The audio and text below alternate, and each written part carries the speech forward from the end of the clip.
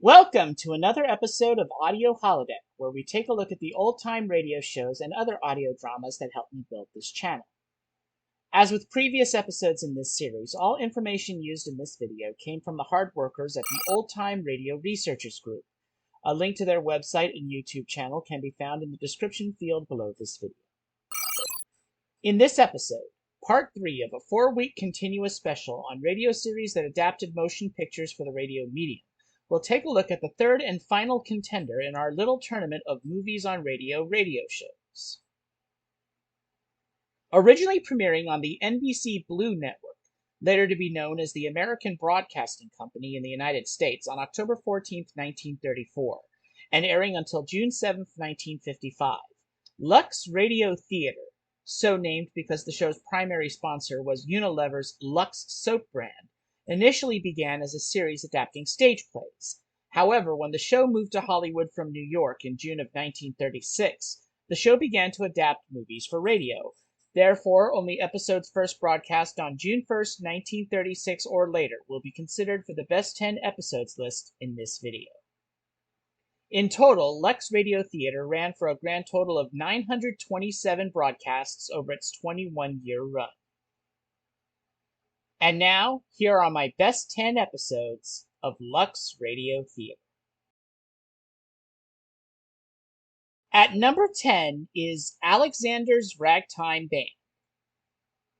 Originally broadcast on June 3, 1940, this adaptation of the 1938 musical film tracing the history of jazz music from the early 20th century, when ragtime music was popular, to the late 1930s, when swing music was accepted as a popular art form, tells the story of a young society boy who scandalizes his family by choosing to follow a career in jazz music instead of more serious music styles, all set to the music of legendary composer Irving Berlin. This radio version stars Alice Faye in her original role as Stella Kirby, with Ray Milland and Robert Preston co-starring as Alexander, replacing Tyrone Power from the original film, and Charlie Dwyer, replacing Don Amici from the original film, respectively. At number 9 is Meet Me in St. Louis. Originally broadcast on December 2, 1946, this adaptation of the 1944 musical film, focusing on a year in the life of a family leading up to the 1904 World's Fair in St. Louis, stars Judy Garland and Margaret O'Brien in their original roles as Esther Smith and Tootie Smith, respectively. At number 8 is The Wizard of Oz. Originally broadcast on Christmas Day 1950, this adaptation of the 1939 musical classic stars Judy Garland in her original role as Dorothy Gale. For more on The Wizard of Oz, watch our Final Day episode of NeoBlisseyX versus the MGM Studios 31-Day Movie Challenge. You can find a link in the upper right corner of your screen right now or in the description field below this video. At number 7 is Sunset Boulevard.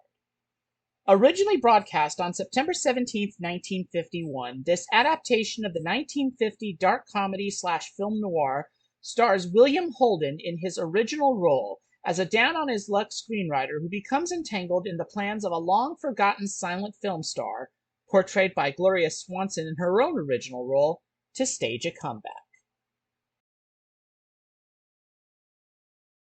At number 6 is Alice in Wonderland. Originally broadcast on Christmas Eve 1951, this adaptation of the Disney animated film released earlier that same year starred Catherine Beaumont and Jerry Colonna in their original roles of Alice and the March Hare, respectively. At number 5 is another adaptation of a Disney animated film with Peter Pan.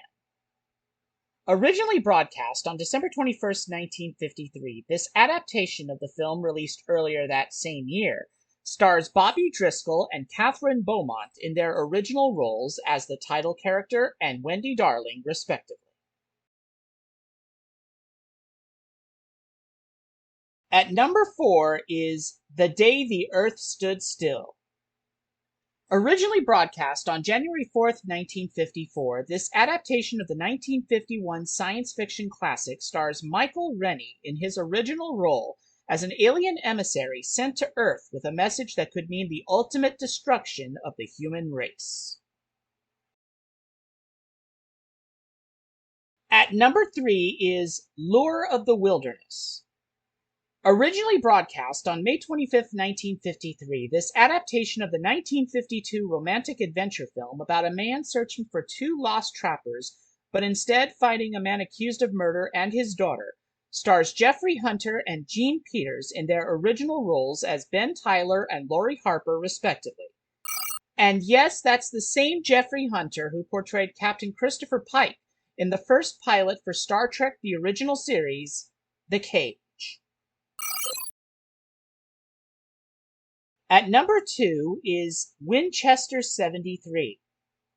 Originally broadcast on November 12, 1951, this adaptation of the 1950 Western/film noir stars James Stewart and Stephen McNally in their original roles in the story of how a Winchester 1873 rifle passes from unfortunate soul to unfortunate soul, intertwined with the story of a cowboy's quest for a murderous fugitive.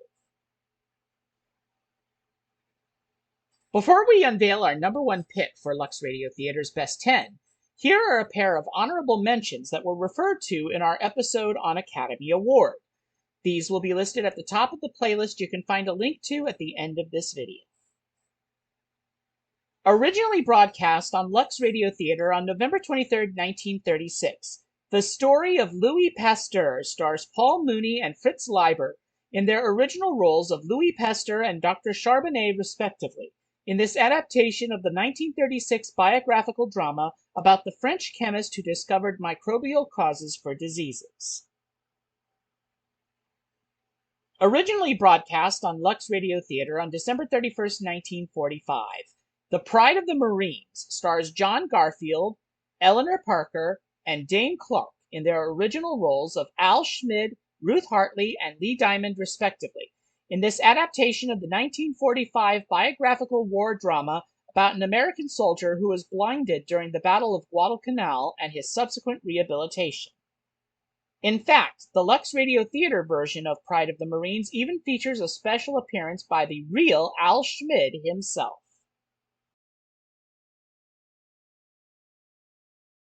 And finally, at number 1 is Miracle on 34th Street. Originally broadcast on December 22, 1947, this first Lux Radio Theater adaptation of the Christmas classic originally released earlier that same year stars Edmund Gwynn and Maureen O'Hara in their original roles of Kris Kringle and Doris Walker, respectively. For more on Miracle on 34th Street, watch our Day 26 episode of NeoBlisseyX versus the MGM Studios 31-Day Movie Challenge. You can find a link in the upper right corner of your screen right now or in the description field below this video.